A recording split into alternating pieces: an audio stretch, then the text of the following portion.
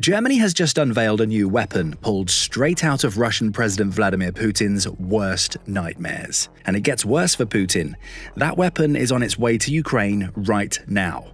A massive 6,000 of them, to be precise, with more being promised for the future to allow Ukraine to make its drone advantage over Russia really count. But what is this terrifying new German weapon? Who builds it? And why is Putin so terrified of seeing it make its way onto the battlefield in Ukraine? On February 13th, the drone manufacturer and AI specialist Helsing announced that it was preparing to deliver 6,000 of its HX-2 combat drones to Ukraine. That drone was first unveiled in December 2024, with the highlight being the AI-powered autonomous system that powers the weapon. That system allows multiple HX-2s to pick out targets and attack in volume, all under the control of a single drone operator. Helsing's goal was to balance affordability with operational scalability and precision. In other words, the HX-2 is cheap, accurate, and can be produced in massive volumes. Helsing calls the HX-2 an evolution in autonomous systems, claiming that it has learned from the need for adaptability in the Ukraine war to build a drone that's perfectly suited for Ukraine's needs. The UK's Defence Secretary John Healey spoke at the unveiling, stating, "The Ukraine conflict has demonstrated that a nation's armed forces are only as strong as the industry and innovation behind them. Industrial production doesn't just support good jobs and economic growth, but can determine the outcomes of conflicts and the strength of our deterrence." Healey also announced a $440 million investment into Helsing over the next 5 years in the wake of the HX-2's unveiling. All of that sounds like a British success story that happens to be beneficial to Ukraine, so where does Germany fit into all of this? Though headquartered in London, Helsing is a multinational company with German origins and a strong European presence. Germany's recent order of 6,000 HX-2s for Ukraine, along with 4,000 HF-1 combat drones in 2024, underscores this connection. Helsing also set up what it calls a resilience factory in southern Germany, which will be responsible for the future production of the HX-2. That factory, combined with Germany's order of the HX-2 for Ukraine, will make Helsing one of the world's largest manufacturers of combat drones. And with that growth will come the ability to build more factories, manufacture more drones, and make Ukraine's war machine a terrifying threat to Putin. It's a true nightmare weapon. And there are several reasons why. When it was first revealed, the HX-2 was touted as a response to Russia's Lancet III drones. In some quarters, it was unfairly named a Mini Taurus, in reference to the German missile of the same name. But the reality is that the HX-2 is so much more than that. Coming back to Russia's Lancet III, the HX-2 certainly shares some similarities. It has X-shaped wings like the Lancet, along with similar tail fins. It even shares the same purpose. Both the Lancet and HX-2 are kamikaze drones that are packed with explosives before being sent on their way to their targets. If the HX-2 was a carbon copy of the Lancet, that would still be a boon for Ukraine. Russia's drone is capable of traveling up to 24.8 miles at speeds approaching 68.3 miles per hour. That makes it a fast-moving, albeit short-range weapon that's difficult to shoot out of the air. The Lancet also has a 40-minute battery life, making it ideal for use as a loitering munition that hangs around and then attacks a target as it appears, and it can be used to destroy tanks, armored vehicles, and artillery systems. Add to this a 26.4-pound takeoff weight, which includes 6.6 pounds of explosives, and you have a fairly impressive drone. So how does the HX-2 compare to Russia's drone? It beats it in every aspect that matters, and it incorporates technology that's a long way outside of Putin's reach. That's what makes HX-2 such a devastating weapon and a significant threat to Russian forces. Starting with its range, the HX-2 can travel up to 62 miles. While that isn't far enough to make the drone an effective long-range weapon that can strike into the heart of Russia, it's still more than double the range of the Lancet III that it's designed to counter. Helsing's Vice President of Sales for Land Systems, Simon Bruniers, explains why that's so important. HX-2 is specifically designed to operate in so-called dead spaces, that is, at ranges between 30 and 80 kilometers, roughly between 18.6 and 49.7 miles, where conventional drone systems often reach their limits, claims Bruniers. That means HX-2 can go where other short-range drones can't, allowing it to operate in areas where Russian forces might have limited drone defenses. Beyond that, the HX-2 matches the takeoff weight of the Lancet III, meaning that the warhead it carries will also likely be in the 6.6-pound region. It also has a similar cruising speed to Russia's drone, according to Defense Express, with the big mechanical difference being the HX-2's longer range, which allows it to destroy enemy tanks and artillery behind the front lines of the war. All of this alone would make the HX-2 terrifying for Putin. However, notice that we said mechanical difference just now. We've used that distinction because there's something else the HX-2 delivers that Russia has never seen on the battlefield before: amazing AI software. Although Helsing builds combat drones, its main area of expertise is software development, and it's used software to make HX-2 one of the first truly software-defined drones in existence. The drone's onboard artificial intelligence is completely immune to electronic warfare, or EW tactics, that Russia has previously used to throw Ukraine's drones off course. Where in the past Russia could at least defend itself against drone swarms by scrambling their signals, making it impossible for an operator to control them, the HX-2 won't be affected at all. HX-2 will also make it impossible for Russia to detect where drones are coming from. Russia has used EW to locate control stations Ukraine uses to launch its drone attacks. That detection places the stations in line for attacks, ruining their ability to send more drones onto the battlefield and potentially leading to casualties among Ukraine's drone operators. EW has also allowed Russia to cause serious damage to Ukraine's drone stockpiles. According to the Australian Army Research Centre, May 2023 alone saw Russia use EW techniques across every 6.2 miles of the Ukraine war's front lines, allowing it to destroy 10,000 Ukrainian drones in a single month. None of this will happen with HX-2. The onboard AI makes sure of that. Even if signals are disrupted, the drone's AI allows it to continue to search for, re-identify, and engage its targets without any direct instructions from its operator. Of course, operators are still important. The drone informs its operator of every key decision it wants to make, assuming the connection between the operator and drone remains stable. But when that connection is severed, Putin's forces still have to deal with a drone that can attack them autonomously. And it gets even worse for Russia. Complementing the onboard AI is Helsing's Ultra software. That software allows any piece of equipment that has it installed to intelligently communicate with each other. Again, AI is at the forefront. Through this communication, one drone out of a swarm of HX-2s could identify a target and transmit its coordinates to the rest of the drones in the swarm. Those drones all then zero in on the same target, bombarding it with kamikaze attacks. Helsing calls the software a 10 times force multiplier, and it's not wrong. Ultra live streams the data that each HX-2 drone captures, transmitting it to both other drones and the swarm's operator. That makes Ukraine's new drone just as valuable for reconnaissance as it is for kamikaze assaults. Kyiv can use the drone to get an accurate picture of portions of the battlefield that its other drones can't reach, allowing it to organize attacks, while its HX-2 swarms cause chaos. Best of all, Ultra allows a single drone operator to control an entire swarm. So not only does the software create a force multiplier, but it also allows Ukraine to minimize the resources it needs to keep its drones in the air. A single operator can control multiple HX-2s, all loitering from behind the front lines until one of them spots a target. That data is transmitted back to the operator via Ultra, as well as to the other drones, allowing the operator to engage in a large-scale sequential attack on the target. It's an incredibly high-tech system. And it's unlike anything that Putin's forces have faced on the battlefield up to this point. We also have to consider the future ramifications of the Ultra software.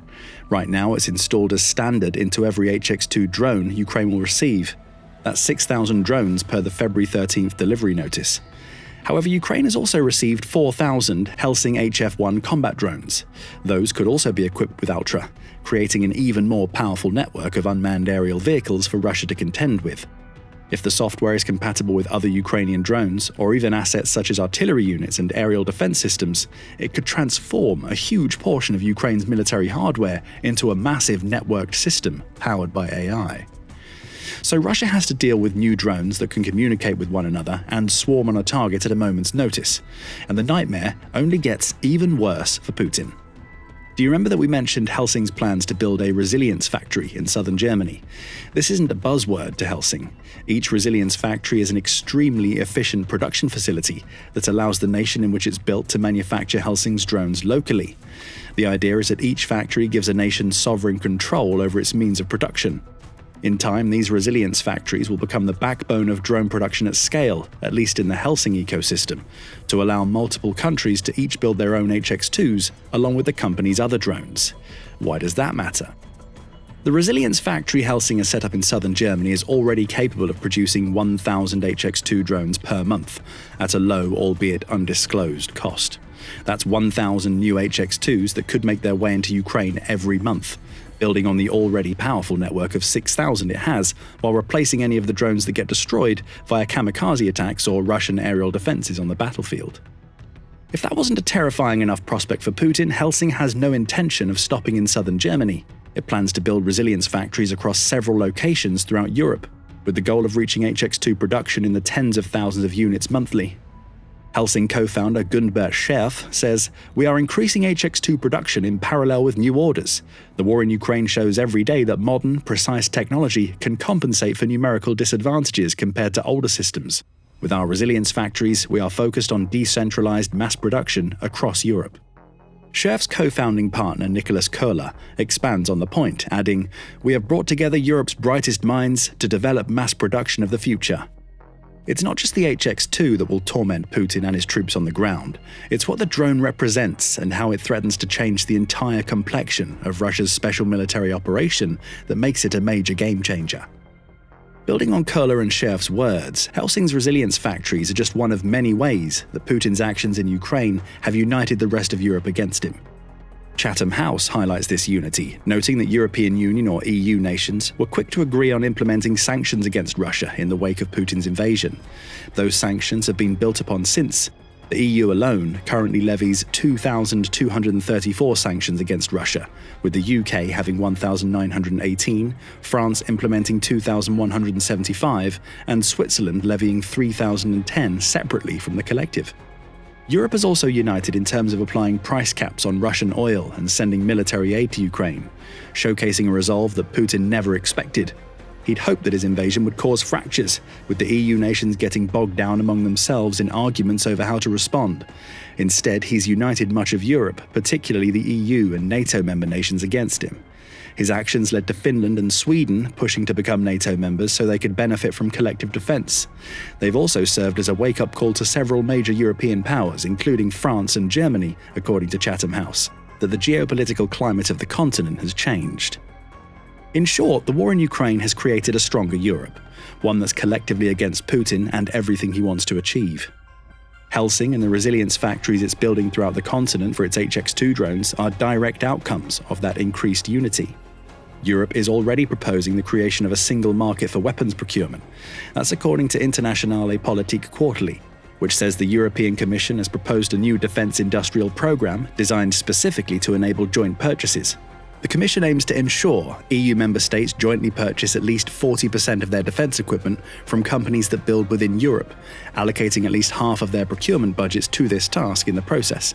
Helsing's new factories feed into those goals. Whether the European Commission's proposals come to fruition remains to be seen, but it's clear that there's a paradigm shift in how Europe's Western-aligned nations deal with Putin in the wake of the invasion. They're no longer willing to handle Russia alone and have realized that the best defense against an imperialistic authoritarian is working together.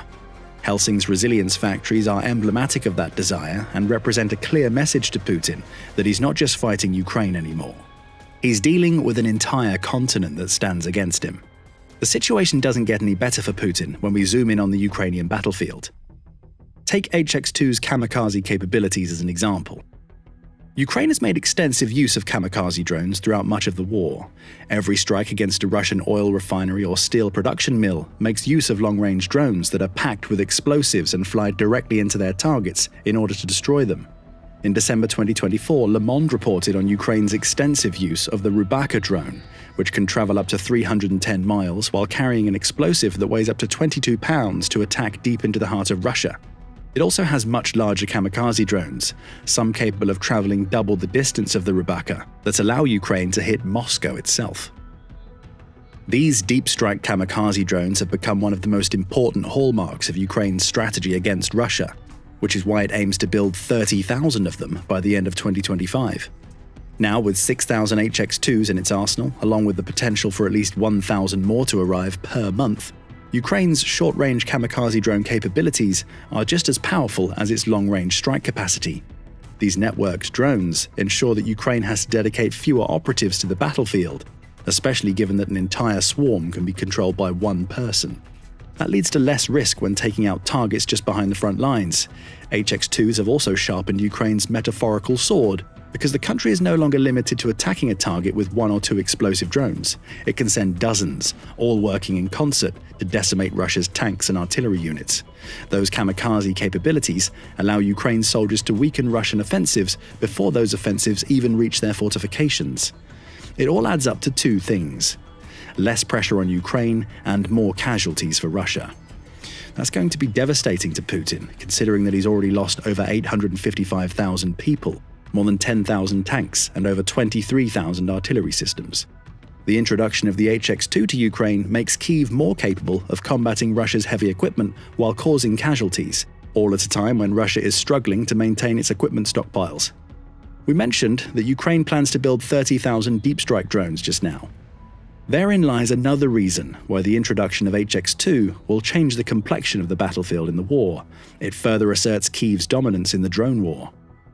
Both sides have made heavy use of drones to conduct long-range strikes and support their troops on the ground. However, Ukraine realized the importance of these unmanned aerial vehicles long before Russia, and its internal manufacturing capacity is more developed as a result. Ukraine is now at the point where it can build 4 million drones per year, with Russia only capable of building 1.4 million. Kyiv can manufacture more than 3 times the number of drones Russia builds. In that context, 6,000 HX-2s might seem like a drop in the ocean. However, when you add those drones coming from external sources to the millions Ukraine is building domestically, you get a recipe for Kyiv ruling the skies above its own country. That's without mentioning the possibility that Helsing may set up one of its resilience factories in Ukraine, delivering more domestic drone manufacturing capacity to the country. Finally, there's the often underappreciated aspect of Ukraine's drone dominance. It allows Ukraine to develop advantages elsewhere on the battlefield. In January 2025, Forbes war reporter David Axe wrote that Ukraine may have finally developed a tank advantage over Russia for the first time since Putin launched his invasion in February 2022. That advantage only extended to some stretches of the 800-mile front line, but Ukraine's ability to manufacture it at all is remarkable, considering just how many more tanks Putin had at his disposal earlier in the war. How did Ukraine create these pockets of tank advantage? It all comes down to drones. As one Russian military blogger put it, the enemy has achieved sufficient scale and variety in its drones and has honed its tactics for their use. Whenever Ukraine has managed to deploy 2 company-sized drone units along with a couple of dozen drone operators near the front line, Russian tanks simply don't reach the line for launching an attack, says the blogger. They're destroyed long before they can engage in any direct assaults. The introduction of HX-2 will only make these preemptive strikes stronger. Ukraine will no longer need to dedicate several dozen operators to its attacks against Russian tanks. It can send 1 or 2, each operating a swarm of AI-powered drones that pack enough of an explosive punch to take out the Russian tanks, and are capable of working together to do so. And even if Russia manages to take out the operators, its tanks and other equipment won't be safe. The HX-2's autonomous attack capabilities make sure of that. With this powerful new German-made drone, Ukraine can potentially build more pockets along the front line where it has superiority on the ground as well as in the drone department. Perhaps that will be the most important thing that HX-2 delivers to Ukraine as the war moves deeper into 2025. But what do you think about HX-2? Is it as impressive as it sounds, and how will Russia try to combat swarms of AI-powered drones when it's already struggling to deal with the drones Ukraine was building before? Let us know what you think in the comments, and remember that we'll be covering more of these drone developments as they happen, so be sure to subscribe to the channel for the latest information about the Ukraine war.